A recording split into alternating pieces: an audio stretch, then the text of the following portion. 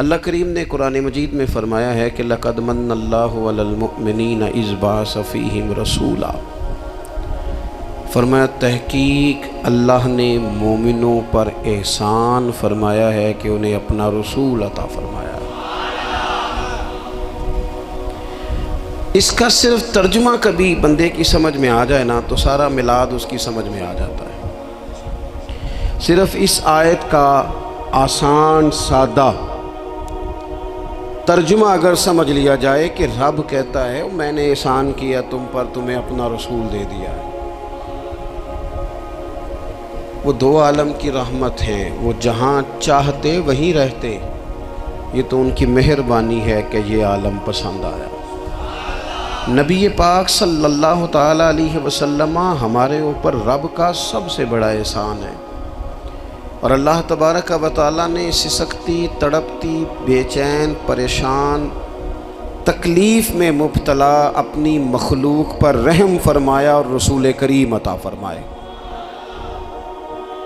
نبی پاک صلی اللہ تعالیٰ علیہ وسلم کی تشریف آوری نے ایک ایک ذرے پر احسان کیا، حضور سے ایک ایک نگر، ایک ایک پتا فیضیاب ہوا، لیکن بعض چیزیں ایسی ہیں جنہیں خصوصی طور پر سرکار نے نوازا، بعض معاملات پر خاص کرم نوازی حضور نے فرمائی۔ ایک اہم مسئلہ ہے عقیدے کا مسئلہ۔ جس بندے کا کوئی عقیدہ نہیں نہ ہوتا، کوئی نظریہ نہیں ہوتا، کوئی اس شخص کا خاص مزاج نہیں ہوتا سمجھنے والا، ماننے والا، وہ بندہ بھی بیچارہ کوئی زندگی کا لطف نہیں اٹھا پاتا۔ اس کا کوئی نظریہ ہی نہیں ہے، کوئی سوچ ہی نہیں ہے، کوئی اس کی فکر ہی نہیں ہے اس نے کس طرف جانا ہے۔ عقیدہ نہ ہو بندے کا، یعنی دنیا میں معاذ اللہ کچھ ایسے لوگ پائے جاتے ہیں جو سرے سے اللہ تعالیٰ کوئی نہیں مانتے، زندگی کیسے گزرے گی؟ وہ اپنی توجہات کا قبلہ کسے بنائیں گے؟ اور پھر دنیا میں کچھ لوگ ایسے گزرے جو کئی خداؤں کے قائل، کئی، اور پھر اہل عرب کا تو یہ حال کہ 360 بتوں کے سامنے جھکتے۔ مجھے بتائیے جس بندے کو یہی خبر نہ ہو میرا خالق اور مالک کون ہے، جس کو یہی پتہ نہ ہو کہ میرا رزق کہاں سے آتا ہے، میں نے مانگنا کہاں سے، جس سے یہ خبر ہی نہ ہو کہ میری دعاؤں کا رخ کس طرف ہونا چاہیے، اس کی بھی کوئی زندگی ہے؟ نبی پاک علیہ السلام نے سب سے بڑا احسان یہ فرمایا ہے کہ ہمیں عقیدہ توحید سکھایا ہے۔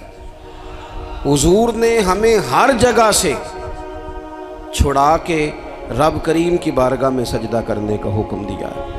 عرب کے لوگ جو تھے وہ بڑی بڑی وہم کا شکار تھے، بڑی بڑی اوہام پرستی کا شکار تھے۔ یہ آج کل بھی وہم بہت زیادہ ہے نوجوانوں میں، یعنی کوئی فیصلہ پکا ہے ہی نہیں، کوئی پکی بات ہی نہیں کرتے، یہ کر لوں کہ نہ کروں،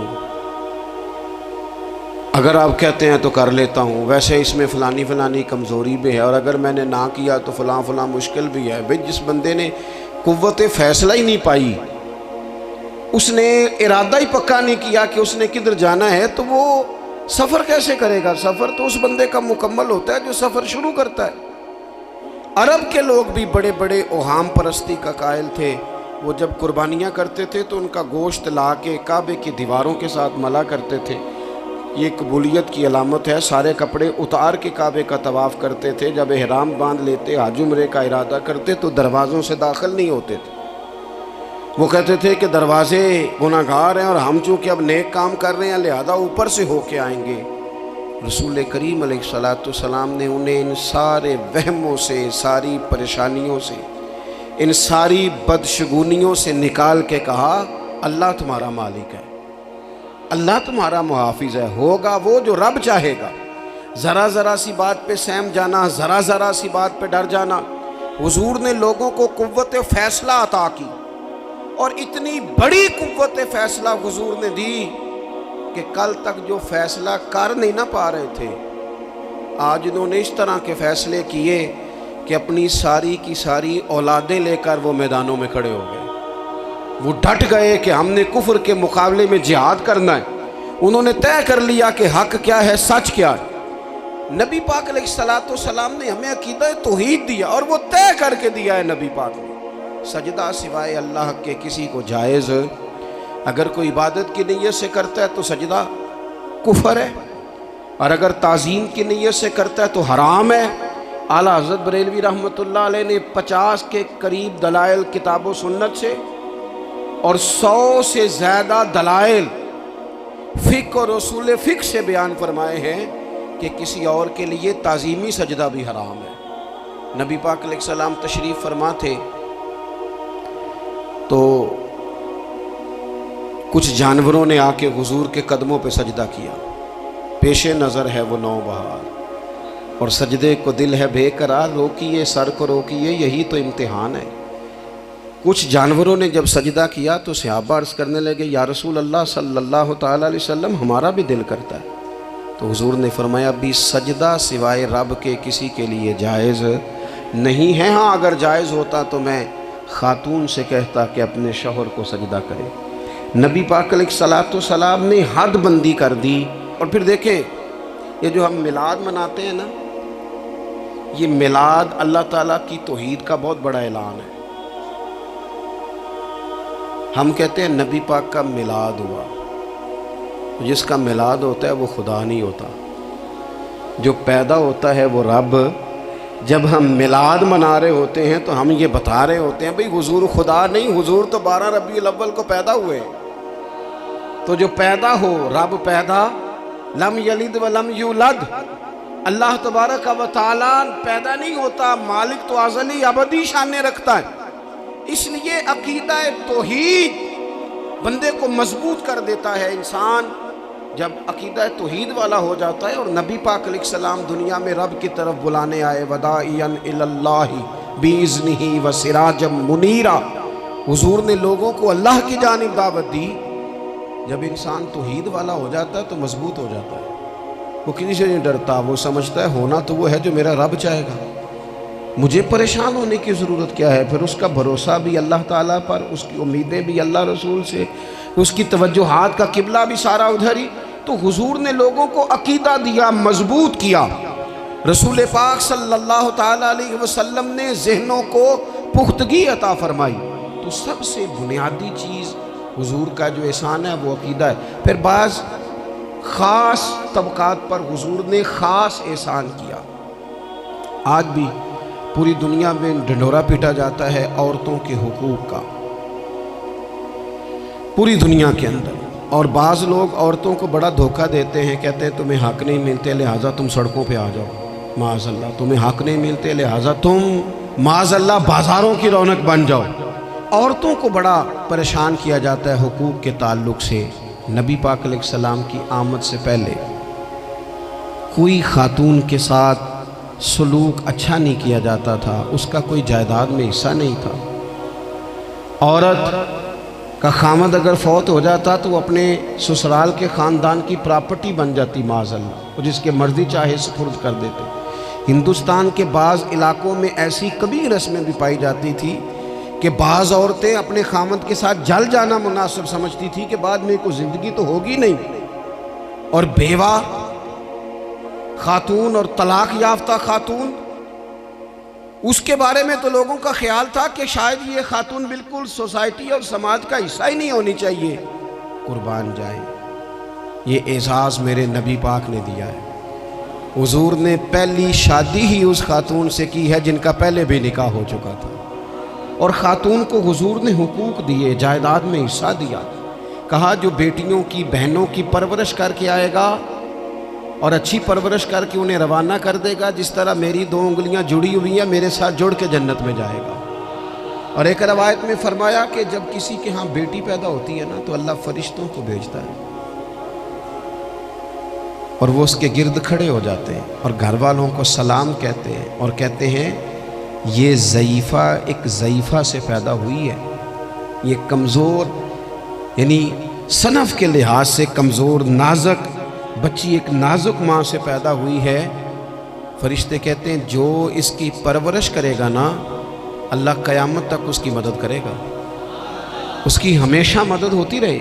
اور نبی پاک صلی اللہ تعالیٰ علیہ وسلم کی خدمت میں آ کے جب خواتین نے کہا تو نا یا رسول اللہ ہمارے تو دین دنیا کے معاملات میں مردوں کے تعلق سے کمزوری ہے، کئی دن تو ہم ویسے نماز نہیں پڑھ سکتی مہینے میں، کئی دن تو ہم ویسے عبادات کے قریب نہیں جا سکتی، جہاد پہ ہم نہیں جاتی، گواہی ہماری مردوں کے برابر نہیں، تو یا رسول اللہ صلی اللہ علیہ وسلم ہمارا بھی کوئی اعزاز ہے؟ تو حضور نے فرمایا جب کوئی خاتون حاملہ ہوتی ہے نا تو اللہ اسے اتنا ہی ثواب دیتا ہے جتنا جہاد کرنے والے کو ثواب دیتا ہے، اور جب بچہ پیدا ہوتا ہے تو اللہ تعالیٰ اسے شہادت کا درجہ عطا کرتا ہے، اور جب وہ بچوں کو دودھ پلاتی ہے تو رب اسے غلام آزاد کرنے کا ثواب عطا کرتا ہے۔ ایک دفعہ نا نبی پاک صلی اللہ تعالیٰ علیہ وسلم کی خدمت عالی مرتبت میں حضرت عائشہ صدیقہ رضی اللہ تعالیٰ عنہ نے ایک واقعہ عرض کیا، عرض کی حضور آج میرے ساتھ عجیب معاملہ ہوا، میں گھر میں اکیلی تھی تو ایک خاتون 2 بیٹیوں سمیت آئی، اس نے کہا کہ میں بھی بھوکی ہوں، میری بیٹیاں بھی پریشان ہیں، کھانا نہیں کھایا۔ سیدہ پاک کہتی ہیں یا رسول اللہ میرے پاس بھی 3 کھجوریں تھیں گھر میں پڑی، یہ 2 جہاں کے شاہ ہیں پر پاس کچھ رکھتے نہیں، اور 2 جہاں کی نعمتیں ہیں ان کے خالی ہاتھ میں۔ فرماتی ہیں وہ تینوں کھجوریں میں نے ان تینوں ماں بیٹیوں کو دے دی، ماں نے پہلے ایک کھجور دونوں بیٹیوں کو دی، پھر بچیاں وہ کھجور کھا کے ماں کی طرف دیکھنے لگی تو جو کھجور ماں کے پاس تھی اماں نے اس کے بھی 2 حصے کر کے بیٹیوں میں بانٹ دیے۔ حضرت عائشہ عرض کرنے لگی یا رسول اللہ میں نے یہ بڑا نرالا رنگ دیکھا ہے، ماں کا اپنے بچوں سے پیار کا انداز۔ تو حضور نے کیا فرمایا؟ نبی پاک علیہ الصلوۃ والسلام فرمانے لگے سن پھر اللہ تعالیٰ نے اس عورت پر جنت کو واجب کر دیا ہے، فرمایا اللہ نے اسے جہنم سے دور کر دیا جو بیٹیوں کے معاملے میں آزمایا گیا، اور جس نے پھر ان کے ساتھ اچھا سلوک کیا۔ اپنا حضور کا عمل یہ تھا کہ حضور کی بڑی صاحبزادی سیدہ زینب رضی اللہ تعالیٰ عنہ یہ حضور کی سب سے بڑی صاحبزادی ہیں، یہ بخاری میں آپ کو ملے گا کہ ان کی بیٹی جناب امامہ بنت زینب چھوٹی سی عمر تھی، تو جب حضور نماز کے لیے آتے تھے تو نواسی کو اٹھا کے ساتھ لے آتے تھے، اور وہ حضور نماز پڑھتے تھے تو وہ نبی پاک کے کندھوں پہ کھیلتی تھی۔ حضور نے عملاً بیٹیوں سے پیار کرنا سکھایا، بیٹیوں سے محبت کریں، بیٹیوں سے پیار کریں۔ بیٹیاں بڑی خیرخواہ ہوتی ہیں، بیٹیاں ماں باپ کی بڑی وفادار ہوتی ہیں، بیٹیاں بڑا خاص تعلق رکھتی ہیں۔ جوانوں آپ سے بھی کہوں گا بہنوں کی طرف توجہ رکھیں، جو کسی کی بہن آپ کے گھر ہے اس کا بھی خاص احساس کریں، وہ بھی کسی کی بہن ہے، لیکن اپنی بہن کے ساتھ بھی خاص نسبت کا تعلق قائم رکھیں، رشتوں میں اعتدال ہونا چاہیے۔ اس صنف کو نبی پاک علیہ السلام نے خاص کر کے نوازا ہے، اور ہمارا بھی ان کے ساتھ خاص رشتہ ہونا چاہیے۔ اسی طرح کا معاملہ یتیموں کے ساتھ ہے، کمزوروں کے ساتھ ہے۔ دیکھو آج نا ہمارے ہاں کمزوروں، غریبوں، مسکینوں، یتیموں کی مدد تو کی جاتی ہے، لیکن انہیں لوگ اپنے ماحول کا حصہ نہیں بناتے۔ یعنی کبھی گئے تو غریبوں میں آٹا بانٹا ہے، کبھی گئے تو غریبوں میں جا کے کپڑے تقسیم کر رہے، کبھی گئے تو غرباء کو کچھ وقتی طور پر کچھ ضروریات زندگی دے دی، کبھی عیدیاں بانٹ دی، کبھی سیلاب زدگان میں چلے گئے۔ غرباء کو کچھ نہ کچھ صدقات تو دے دیے جاتے ہیں، ان پر کچھ خیرات تو کر دیا جاتا ہے، لیکن انہیں سوسائٹی کا ماحول کا حصہ نہیں بنایا جاتا۔ ایسا نہیں ہوتا کہ ان غرباء کے بچوں کو اٹھا کے بڑے شہروں میں لایا جائے، ان کی تعلیم کا خیال کیا جائے، انہیں اپنے ماحول میں رکھا جائے، ان کی بہترین پرورش کا بندوبست کیا جائے۔ کائنات میں بڑے لوگوں نے کام کیا ویلفیئر کا، بڑے لوگوں نے غریبوں کے ساتھ تعاون کیا، بڑے لوگوں نے محبت کی، سب قابل تعریف ہے، لیکن ہم نے یہ کیا کہ ان کی امداد تو کی، لیکن ان کی محرومیوں کا ازالہ نہیں کیا۔ اور وہ امداد لے رہے تھے تو ان کی پچھلی نسل بھی امداد لے رہی تھی، یہ نسل بھی امداد لے رہی، اور خدا نہ کرے کہ اگلی نسل کو بھی امداد لینا پڑے۔ میرے نبی پاک صلی اللہ تعالیٰ علیہ وسلم کا انداز کچھ اس طرح کا ہے کہ امام بہقی نے لکھا ہے، حضرت بشیر بن عقبہ رضی اللہ تعالیٰ عنہ کہتے ہیں میرے والد انتقال کر گئے تھے، اور میں ایک جگہ پہ بیٹھ کر رو رہا تھا کہ نبی پاک صلی اللہ تعالیٰ علیہ وسلم میرے قریب سے گزرے، کیوں روتے ہو؟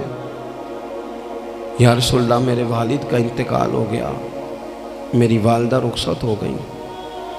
تو یہ ہمیں حضور نے سبق دیا ہے، یہ یتیموں غریبوں کا خیال رکھنے کا یہ بھی ایک نقطہ، یہ بھی انداز ہے۔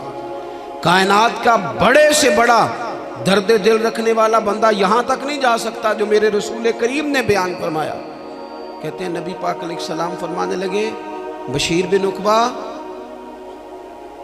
کیا تو اس بات پر راضی نہیں کہ میں تیرا باپ ہوں اور عائشہ تیری ماں ہو؟ آنا تجھے ہم شامل کر لیں اپنے گھرانے میں، آ جانا، مکمل تیرے معاملات کا خیال کیا جائے، تو آ جا۔ اتنا بڑا درجہ نبی پاک نے تو حضرت سلمان فارسی کے بارے میں بھی فرمایا کہ میں نے انہیں اپنی اہل بیت میں شامل کر لیا۔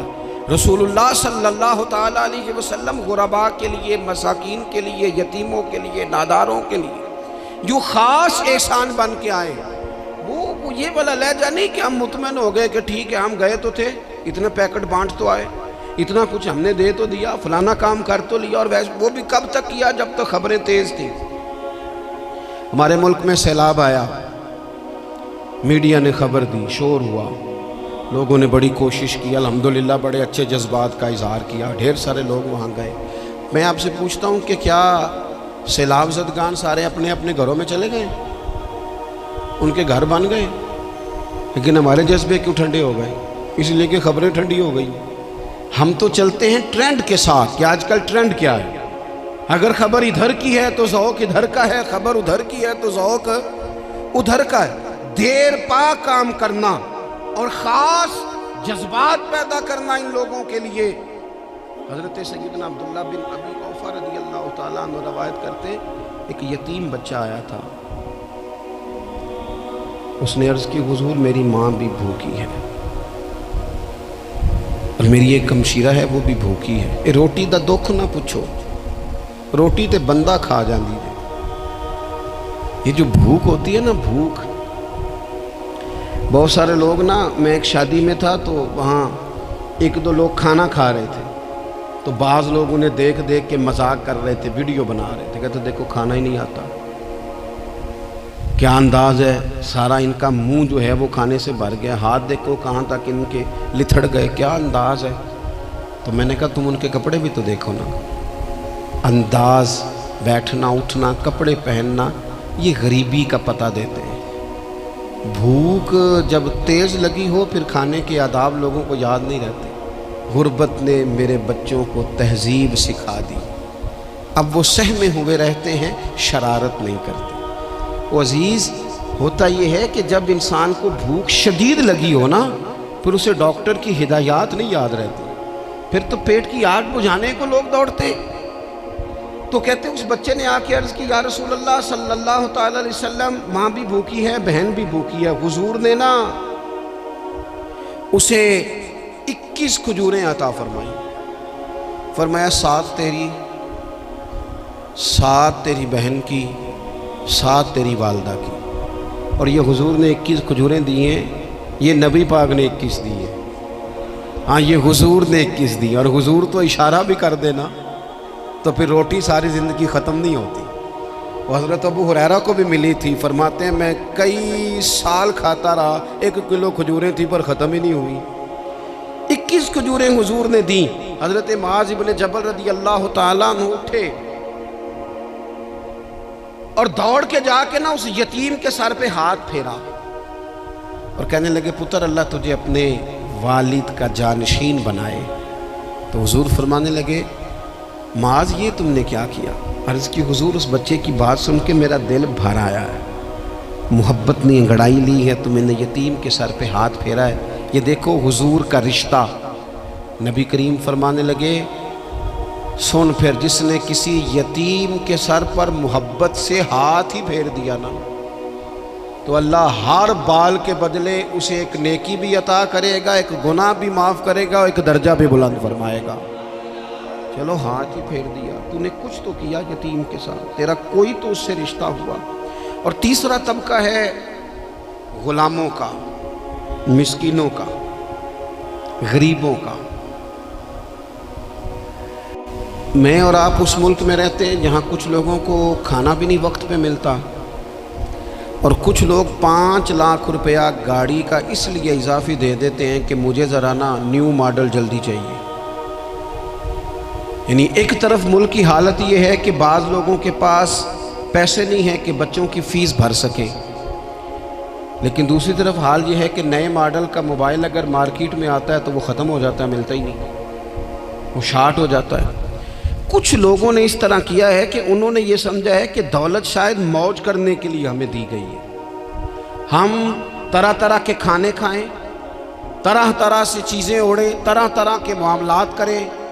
انہوں نے یہ طے کر لیا ہے۔ اس کا نقصان کیا ہوا ہے؟ اس کا نقصان یہ ہوا ہے کہ کچھ لوگ غربت کی سطح سے نیچے آ گئے ہیں بیچارے۔ نبی پاک کا جو احسان ان غریب لوگوں پر ہے، حضور علیہ السلام کے پاس نا حضرت عبداللہ ابن عمر روایت کرتے ہیں اور طبرانی میں موجود ہے، حضور کے پاس نا 10 دینار تھے۔ ہمارے پاس بھی پیسے ہوتے ہیں نا، لیکن وہ کچھ ہوتے ہیں ہمارے کھانا کھانے کے لیے، کچھ ہوتے ہیں آئس کریم کھانے کے لیے، کچھ اس لیے ہوتے ہیں کہ آج میری مرضی دا نہیں پکا، لہٰذا میں نے، ہمارے ایک دوست ہیں وہ کہتے ہیں کہ آج کل یہ ماحول بن گیا ہے کہ بچے اگر کہتے ہیں نا کھانا میری مرضی کا نہیں، تو اماں کہتی ہے جا تو برگر کھا لے۔ کہتے ہیں ہمارے دور میں یوں نہیں ہوتا تھا، اگر ہم کہتے تھے نا کھانا میری مرضی کا نہیں تو پھر ہمیں ڈبل چیز کھانے کو ملتی تھی، ایک مار بھی کھانا پڑتی تھی اور وہ کھانا بھی کھانا پڑتا تھا۔ اور پھر کچھ پیسہ لوگوں نے صرف اس لیے سنبھال کے رکھا ہوا ہے کہ جو اضافی چیزیں ہیں نا، اضافی، میرا ویسے تجربہ نہیں ہے اور نہ میں نے زیادہ گہرائی سے دیکھا ہے، بس مجھے بتایا گیا ہے، وہ پتہ نہیں اب بات درست ہے کہ نہیں، مجھے بتایا گیا ہے کہ پہلے لڑکیاں بیوٹی پارلر جاتی تھی، اب سنا ہے لڑکے بھی جاتے ہیں۔ اب خدا جانے یہ بات سچ ہے کہ غلط ہے۔ یہ جو اضافی اخراجات ہیں نا، یہ اگر ہم تھوڑے سمیٹ لیں، یعنی مولا علی شیر خدا کرم اللہ تعالی وجہہ الکریم مزدوری کر کے نکلے تو 2 کلو کھجوریں تھیں، حضور بس فرمانے لگے 1 کلو میرے بچے کھائیں گے اور کلو مدینے کے غریب بچے کھائیں گے، یعنی کل 2 کلو ظاہری طور پر کھجوریں ہیں، اس میں بھی دوسروں کا حصہ۔ ہمارے پاس جو مال آتا ہے، اگر تھوڑا سا نا ہم اسے یہ نہ سمجھ لیں کہ میرا ہی حق ہے، کسی کو اس میں سے ایک لقمہ بھی نہیں ملنا چاہیے، اگر ہم تھوڑا سا نا دل کشادہ کریں تو 3 لوگوں کا کھانا 4 بھی کھا سکتے ہیں، 4 کا کھانا 5 بھی کھا سکتے ہیں، 6 کا کھانا 7 کا کھانا 10 بھی کھا سکتے ہیں۔ شرط یہ ہے کہ دل کشادہ ہو، دل دریات سمندروں ڈونگے کون دلاں دیا جانے، تھوڑی سی نا کشادگی پیدا کی جائے۔ حضرت عبداللہ ابن عمر کہتے ہیں نبی کریم علیہ السلام کے پاس نا 10 دینار تھے، ویسے تو کائنات ہی میرے نبی کی مٹھی میں ہے، لیکن ظاہری طور پر 10 دینار تھے۔ حضور ایک دکان پہ گئے، 4 دینار کا حضور نے ایک جوڑا خریدا، کپڑے خریدے، وہ قمیض حضور نے پہنی تو ایک انصاری آگے بڑھ کے عرض کرنے لگے حضور میرا بڑا دل کر رہا ہے، یہ مجھے نہیں دے دیتے آپ؟ تو حضور خوش ہو گئے۔ یہ میرے محبوب کا دروازہ ہے کہ جب کوئی مانگتا ہے تو حضور خوش ہو جاتے ہیں۔ نبی کریم سے مانگا اس شخص نے تو حضور خوش ہو گئے، اور محبوب نے وہ کرتا، وہ کپڑے اتار کے اس انصاری کو عطا کر دیے، اور 4 دینار کے اور خرید لیے، باقی بچے 2 دینار۔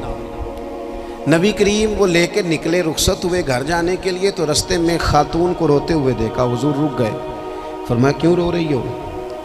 عرض کرنے لگی یا رسول اللہ صلی اللہ تعالیٰ علیہ وسلم میں فلاں آدمی کی کنیز ہوں، نوکرانی ہوں، اس نے آٹا لینے بھیجا تھا 2 دینار کا، وہ 2 دینار گم ہو گئے، حضور نے 2 دینار اسے عطا کر دی، وہ دیے تو وہ پھر رو رہی تھی۔ فرمایا اب کیوں روتی ہو؟ کہنے لگی یا رسول اللہ ڈرتی ہوں دیر بڑی ہو گئی، یا مار ہی نہ پڑے۔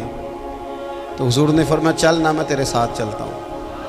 حضور ان کے گھر گئے، وہ اہل ایمان کا گھر تھا جن کی وہ کنیز تھی، جا کے کہا السلام علیکم، اندر سے جواب ہی نہیں آیا۔ پھر فرمایا السلام علیکم، کوئی جواب ہی نہیں آیا۔ محبوب کا طریقہ مبارکہ تھا 3 دفعہ دستک، پھر واپسی، تیسری دفعہ کہا السلام علیکم تو وہ سارے بول پڑے وعلیکم السلام یا رسول اللہ، حضور ماں باپ قربان۔ حضور فرمانے لگے میں نے پہلے بھی 2 دفعہ سلام لیا، بولا کوئی نہیں، کہا یا رسول اللہ اپنے نصیب تھے نا کہ ہم پہ سلامتیاں بھیج کون رہا ہے، ہم نے سوچا ذرا 3 دفعہ مل جائے سلامتی، ذرا مل جائے نا، حضور سلامتی بھیج رہے ہیں تو آتی رہے نا۔ تو محبوب کریم علیہ السلام فرمانے لگے یہ تمہاری کنیز وہاں کھڑی رو رہی تھی، اس بیچاری کے 2 دینار گم ہو گئے تھے، اسے دوبارہ سامان لاتے کچھ دیر ہو گئی، اس پر سختی نہ کرنا، مارنا نہ۔ غلام کہنے لگے حضور اس خاتون کے قربان جائیں جو ہمارے کریم رسول کو ہم جیسے غریبوں کے گھر تک لے آئی ہے، مارنا کیا، ہم اسے آزاد کرتے ہیں، یہ آزاد ہے اللہ کی رضا کے لیے۔ یہ دیکھو یہ میرے نبی پاک کا انداز ہے۔ حضور نکلے تو جناب عبداللہ ابن عمر فرماتے ہیں رسول کریم فرمانے لگے شکر ہے اللہ تعالیٰ کا، 10 دینار تھے، ایک انصاری نے بھی قمیض پہن لی، میں نے بھی قمیض پہن لی، اور رب نے کنیز کو آزاد بھی فرما دیا۔ یہ انداز ہمیں نبی کریم نے دیا ہے کہ ہم اپنے دولتوں میں، اللہ کی عطاؤں میں غرباء کو، قریبیوں کو، رشتہ داروں کو، بہن بھائیوں کو تھوڑا شریک کر لیں، تاکہ وہ جو آسودگی اللہ نے ہمیں دی ہے اس میں سے دوسروں کو بھی کچھ نفع ملے۔ اور ایک بات آخر میں آپ کی خدمت میں یہ عرض کرنی ہے کہ جو زیر دست لوگ ہوتے ہیں نا، غلام، ملازم، نوکر، آپ اپنی زندگی کے مسائل دیکھ لیں، جن لوگوں کے پاس لاکھوں آتا ہے کبھی ہزاروں آنے لگ جائے تو پریشان ہو جاتے ہیں، تو جن کے پاس صرف سینکڑوں ہوتے ہیں، تو ایسا تو نہیں کہ آپ ہی ٹینشن میں ہیں اور آپ ہی کو غصہ آتا ہے، وہ بیچارہ کبھی نوکر بھی تو ٹینشن میں ہو سکتا ہے نا، ملازم کو بھی تو کبھی ٹینشن ہوتی ہے نا، اس کے ساتھ بھی تو مسائل وابستہ ہے نا۔ حضرت سیدنا ابو مسعود انصاری رضی اللہ تعالیٰ عنہ بیان کرتے ہیں کہ مجھے اپنے غلام پہ غصہ آیا تو میں اسے مار رہا تھا، نبی کریم تشریف لے آئے، حضور نے ایک جملہ کہا تو میں رو پڑا، حضور فرمانے لگے جتنا اختیار تجھے اس پر حاصل ہے نا، اس سے کہیں بڑھ کر رب کو تیرے اوپر اختیار حاصل ہے، لہٰذا اللہ سے ڈر، اس کے معاملے میں اللہ سے ڈر۔ اور پھر حضور تو صرف غلام نہیں، جانوروں کے حق تک کا خیال فرماتے۔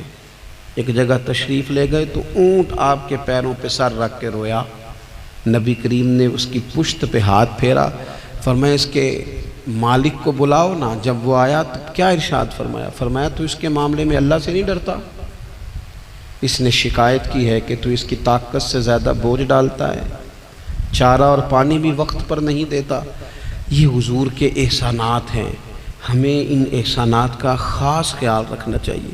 اور یہ جو ایام ہے عید میلاد النبی کے، ان ایام میں بالخصوص ہمیں غریبوں کے ساتھ، یتیموں کے ساتھ، بیواؤں کے ساتھ، مساکین کے ساتھ، لاچاروں کے ساتھ اس لحاظ سے زیادہ مدد کرنی چاہیے کہ میرے رسول پاک انہی کے لیے تو زیادہ رحمت بن کے آئے، انہی کا تو محبوب نے خیال زیادہ فرمایا، انہی کے بارے میں تو ہمیں تلقین زیادہ فرمائی۔